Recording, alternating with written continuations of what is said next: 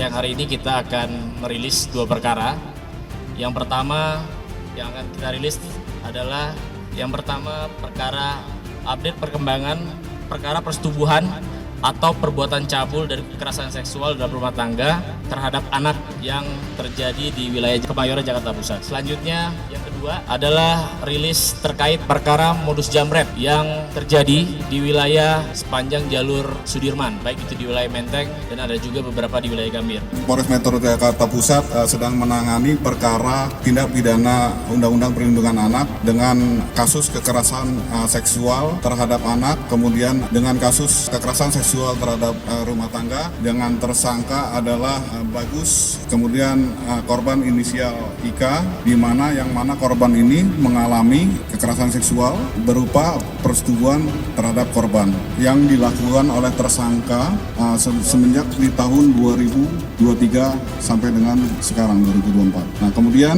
tersangka modusnya ketika istrinya sedang melakukan pekerjaan atau bekerja sehari-hari sebagai tugas cuci baju, ketika tidak ada orang di rumahnya, si pelaku melakukan perbuatan persetubuhan terhadap anaknya.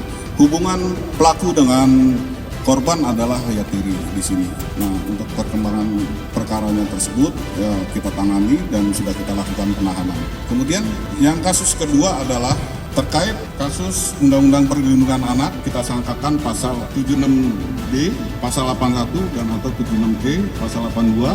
Tersangka berinisial B dan korban berinisial H. Ini hubungannya adalah tetangga, yang mana pada waktu itu korban sedang atau mau jajan ke tempatnya si tersangka, kemudian tersangka menarik korban ke dalam sehingga korban diperlakukan perbuatan cabul dan atau persetubuhan.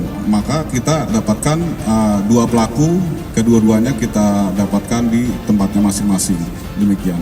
Baik, kita lanjutkan untuk rilis yang kedua terkait perkara pencurian dengan modus jambret, di mana kejadian ini awal mulanya bisa kita selidiki pada tanggal ada kejadian jambret di depan Hotel Pullman, yaitu pada tanggal 28 April. Untuk TKP halte bus Pullman Jalan Tamrin, Kelurahan Gondang Dia, Kecamatan Menteng, Jakarta Pusat. Kejadian pada hari Minggu tanggal 28 April tahun 2024 sekira pukul 10.50 WIB.